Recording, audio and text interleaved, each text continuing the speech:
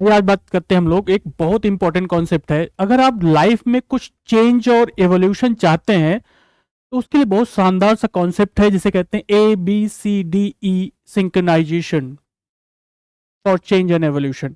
ये बहुत ही powerful concept है, इससे आप कोई भी चेंज कर सकते हैं, शानदार चेंज कर सकते हैं अपनी लाइफ में। आप जिस लेवल पे पहुंचना चाह रहे हैं वहां तक पहुंच सकते हैं। लेकिन चेंज क्यों चाहते हैं इसको पहले हम लोग समझेंगे कि हम अपने लाइफ में चेंज क्यों चाह रहे हैं। तो उसके लिए देखेंगे कि हमारी पर्सनालिटी बनती कैसे है और कैसे हम लोग इस दुनिया में कैसे क्या क्या चीजें सीख रहे हैं जिसकी वजह से हमारी पर्सनालिटी बन रही है। तो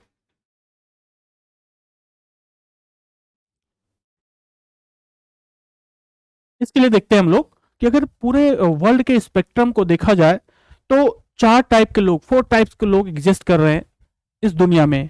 पहला टाइप है जो सबसे टॉप पे है, जिसे कहते हैं पावरफुल एंड प्रिविलेज पीपल, जिनके पास पावर है, पैसा है और उनकी शानदार लाइफ है। दूसरी कैटेगरी है विजिलेंट पीपल की, जो उनके क्लोज विसिनिटी में है, जो उनको पता है कि पावरफुल और प्रिविलेज कैसे बना जाता है, और जैसे उनके पास रिसोर्सेज अवेलेबल हो गए वो भी पावरफुल एंड प्रिविलेज बन जाते हैं। और वो क्योंकि उनके पावरफुल और प्रिविलेज पीपल के क्लोज में रहते हैं तो उनको वो भी लगभग लगभग पावरफुल एंड प्रिविलेज होते ही होते हैं।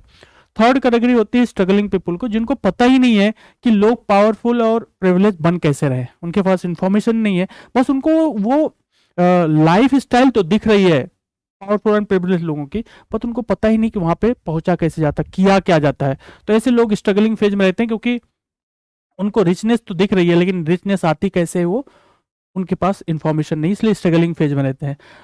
और एक कैटेगरी होती है इग्नोरेंट पीपल की, जिनको पता ही नहीं दुनिया में क्या चल रहा है, उनको कुछ भी नहीं पता, वो देख ही नहीं रहे हैं कि रिच लोग कैसे रहते हैं, बाकी लोग कैसे रहते हैं, वो इग्नोरेंट पीपल लोग हैं। तो चार कैटेगरी बन रही है। अब देखेंगे चारों कैटेगरी बन कैसे रही है, इसको देखिए क्यों बन रही है।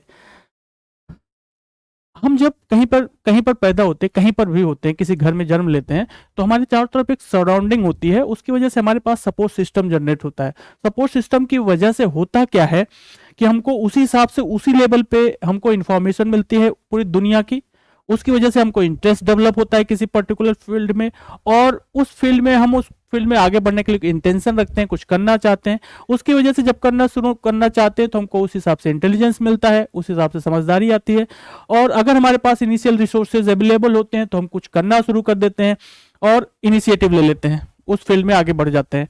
और उसकी वजह से हमारे पास एक फील्ड ऑफ यूजफुलनेस आती है कि हम सोसाइटी, हमारी एक पोजीशन बन जाती है, और उसकी वजह से हमको इनकम मिलने शुरू हो जाती है। इनकम मिलती है उसके हिसाब से हमारे पास फील्ड ऑफ अवेलेबिलिटी बन जाती है, मतलब हमारे हमारे लिए चीजें उपलब्ध हो जाती हैं, अवेलेबल हो जाती हैं। तो ये पूरा शुरू होता है खेल सराउंडिंग से। सराउंडिंग से हमको इन्फॉर्मेशन मिला और इन्फॉर्मेशन से हम आगे बढ़ते बढ़ते गए तो हमारे पास आ गई फील्ड ऑफ अवेलेबिलिटी।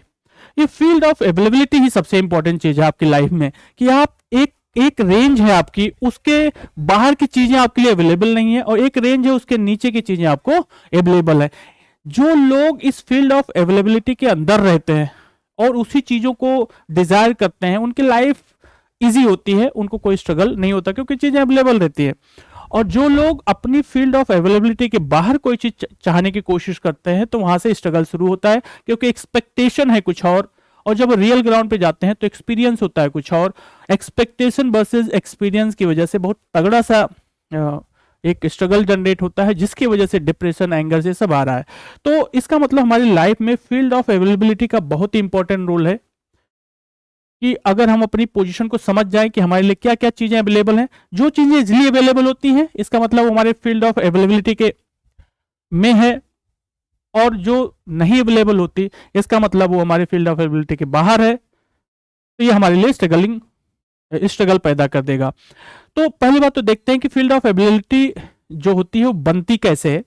हमने देखा हुआ कि कैसे बनती है, उसको थोड़ा सा और डिटेल में समझते हैं। हमारे पास जैसे घर में टेलीविजन मॉडल होता है, टेलीविजन सेट होता है, तो देखते हैं कि हमारे पास ब्रॉडकास्टिंग स्टेशन होते हैं जहां से हमारे टेलीविजन सेट पे ब्रॉडकास्टिंग की जाती है। तो ब्रॉडकास्टिंग स्टेशन पे हर टाइप की फ्रीक्वेंसी होती है, और हमारे पास टेलीविजन सेट के पास भी हर टाइप की फ्रीक्वेंसी होती है। हमारे पास रिमोट कंट्रोलिंग सिस्टम होता है, हम रिमोट कंट्रोल से अपनी टेलीविजन सेट की फ्रीक्वेंसी को चेंज करते हैं और वो फ्रीक्वेंसी जाके मैच करती है ब्रॉडकास्टिंग स्टेशन में, और वही चैनल वही फ्रीक्वेंसी पे जो ब्रॉडकास्ट होता है हमारे टेलीविजन स्क्रीन पे दिखने लगता है। एग्जैक्टली यहाँ पे होता है जैसे जैसे टेलीविजन सिस्टम काम करता है और ब्रॉडकास्टिंग स्टेशन काम करता है, लाइकवाइज काम करता है हमारा यूनिवर्सल सिस्टम भी हर एक चीज़ों से अवेलेबल है, उसके पास सब कुछ अवेलेबिलिटी है।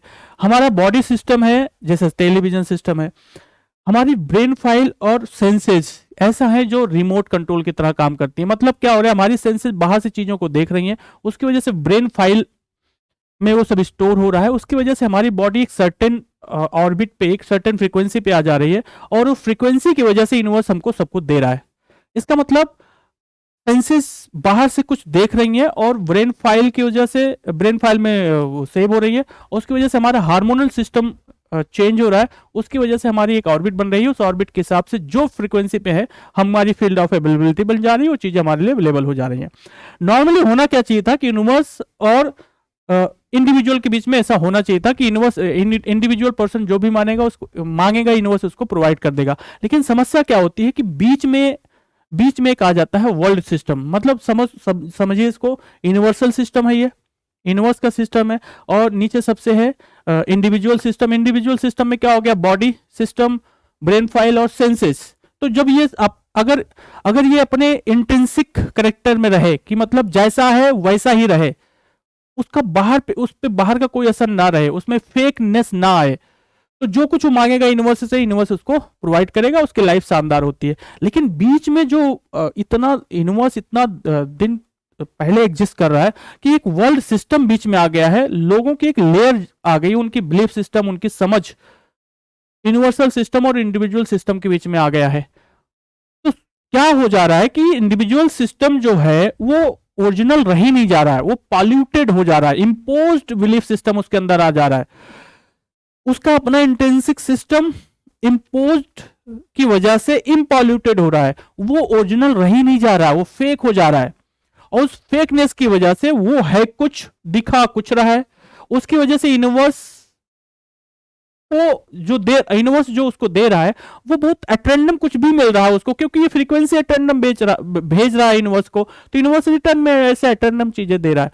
इसका मतलब अगर यहां पे कंट्रोल ना किया गया कि जो इंडिविजुअल सिस्टम है उसका जो इंटेंसिक प्रॉपर्टी, ओरिजिनलिटी है, अगर वो पॉल्यूटेड बनी रही तो कभी भी वो सुखी हो ही नहीं सकता कोई इंसान। तो अगर आपकी ओरिजिनलिटी जो है खत्म हो रही है, इसका मतलब आप सही लाइफ नहीं जी पाएंगे। तो सबसे पहले काम करना है आपको कि अभी तक जिस भी एज पे आप हैं, तो जो इम्पोज्ड कैरेक्टरिस्टिक या बिलीफ सिस्टम आप सीख चुके हैं, जिसकी वजह से आप इम्पॉल्यूटेड ब्रेन फाइल में आ गए हैं, आपकी ओरिजिनलिटी खो गई है, उस इम्पोज्ड सिस्टम को अपने लाइफ से हटा दीजिए, जिससे आप ओरिजिनलिटी में आ जाएंगे, आपकी इंट्रिंसिक क्वालिटी आ जाएगी और फिर जो आप चाहेंगे वही आपको यूनिवर्स देगा और स्ट्रगल हो जाएगा खत्म। दिस इज द मेन फंडा टू चेंज। तो इसके लिए आपको समझना होगा, अभी जो सबसे पहले मैंने बताया कि चेंज करने के लिए करना क्या होगा। चेंज के लिए एक मॉडल होता है, आप कैसा भी चेंज कर सकते हैं। इसे कहते हैं ABCDE synchronization for change and evolution. आपने कार चलाई होगी तो कार में ये पूरा सिस्टम लगा रहता है। एक होता है एक्सेलरेटर जो स्पीड को बढ़ाता घटाता है, दूसरा होता है ब्रेक। आप अगर आपको इंस्टेंट पे कहीं रोकना है या उसी स्पीड से थोड़ा सा कम करना है तो आपको ब्रेक लगाना पड़ेगा। उसके बाद होता है क्लच सिस्टम, फिर होता है driving speed shift mechanism, gear system जिसे कहते हैं। उसके बाद होता है हमारा इंजन मेन जानते हैं जो पावर देता है आपको। तो पूरी कार में जो सिस्टम बना होता है अगर उसको समझे तो सबसे पहले इंजन होता है, इंजन से पावर जानी चाहिए थी गियर सिस्टम में। गियर सिस्टम मतलब हो गया ड्राइविंग स्पीड, जो स्पीड को मैनेज करता है। उसके बीच में लगा रहता है क्लच का काम क्या होता है कि इंजन से जो पावर गियर में जा रही है वो डायरेक्ट नहीं जाती, क्लच के थ्रू जाती है। इंजन से जो पावर गियर सिस्टम को जाती है वो सीधे नहीं जाती, वो क्लच के सिस्टम के थ्रू जाती है। इसका मतलब क्या होता है कि अगर आप चाहते हैं कि गियर सिस्टम पे सीधे इंजन से पावर ना जाने पाए तो क्लच के थ्रू उसको आप हटा सकते हैं। मतलब अगर क्लच की हेल्प से आप क्या कर सकते हैं कि इंजन से जो पावर आ रही है वो गियर सिस्टम में सीधे ना जाए, जो आप स्पीड को कंट्रोल कर रहा है, तो आप उसको कर सकते हैं थ्रू क्लच के थ्रू। यही लाइफ में भी हमको करना चाहिए। इसका मतलब अगर आप चाहते हो चेंज, अपनी लाइफ में चेंज चाहते हो, तो यही मैकेनिज्म आपको लगाना चाहिए, यही मैकेनिज्म आपको लगाना चाहिए। सबसे पहले क्या करिए कि अगर आप चेंज चाहते हो तो सबसे पहले क्या करिए, जहां पे जिस माहौल में रह रहे हैं पहले उस माहौल से आप हट जाइए, डिटैच हो जाइए। इससे क्या होगा कि जो इम्पोज्ड बिलीफ सिस्टम है वो खत्म होगा धीरे धीरे और आप ओरिजिनलिटी में आ जाएंगे। इसका मतलब क्या हो गया कि जैसे इंजन से पावर सीधे गियर सिस्टम में नहीं आ रही है, क्लच के थ्रू आ रही। क्लच अगर आप कंट्रोल कर लेते हैं तो इंजन से सीधे गियर पे नहीं जाएगी और फिर वो जो कार है वो एक मिनिमम स्पीड से चलती रहेगी और आप उसकी स्पीड को, गियर को चेंज करके स्पीड को मैनेज कर लेंगे और उसके बाद एक्सेलेरेशन के साथ आप कार की स्पीड को मैनेज कर सकते हैं। लाइकवाइज क्या करिए आप, सबसे पहले जिस भी सिस्टम में आप हैं इस समय, सबसे पहले क्या करिए कि जिस भी सिस्टम में जहां पर भी हैं वहां से कोशिश करिए कि मिनिमम सपोर्ट सिस्टम पे आ जाइए, बाकी एक्टिविटी को खत्म कर दीजिए और कोशिश करिए कि कम से कम मिनिमम पे रहिए और सर्च करिए कि कहां से गड़बड़ी आ रही, कहां से प्रॉब्लम आ रही है। बाकी चीजों से हट जाएंगे तो आपको रियलिटी पता चल जाएगा कि कहां से प्रॉब्लम आ रही है। फिर क्या करना है आपको कि किसी हायर एक्सपर्ट से कनेक्ट होना है। एक बात ध्यान दीजिए कि जो फैक्ट कहते हैं, you can not change your position by yourself, you have to hold hand of higher authority. कहते हैं गुरु गोविंद दो खड़े काके लांगो पाए, बलिहारी गुरु आपने गोविंद दियो बताए। तो आपको अगर चेंज चाहिए तो सबसे पहले किसी एक्सपर्ट की जरूरत पड़ेगी, एक्सपर्ट की हेल्प लीजिए। उसकी वजह से आपको सही से इंफॉर्मेशन मिलेगी कि दुनिया चल कैसे रही है, उसकी वजह से सही से इंटेलिजेंस मिलेगा और उसकी वजह से सही से इनिशिएटिव लेंगे आप और उसकी वजह से आपकी लाइफ सही ट्रैक पे आ जाएगी। तो कुल मिला के अगर आप ABCD जैसे कार को मैनेज किया जाता है वैसे लाइफ को मैनेज करिए कि क्लच जो काम करता है इंजन को गियर सिस्टम से अलग करने के लिए, वैसे अपने ब्रेन फाइल को और अपने सेंसेस को एकदम मिनिमम पे ला दीजिए कि बाहर के इम्पैक्ट को एकदम खत्म कर दीजिए जिससे ओरिजिनलिटी आ जाए। और ओरिजिनलिटी आने के बाद क्या होगा कि यूनिवर्स आपको वही देने लगेगा जो आप चाह रहे हैं। इससे आपकी फील्ड ऑफ यूजफुलनेस बढ़ेंगी, फील्ड ऑफ अवेलेबिलिटी बढ़ जाएगी और जो आप चाह रहे थे चीजें वो आपको अवेलेबल होने लगेंगी और आपकी लाइफ शानदार हो जाएगी। Thank you.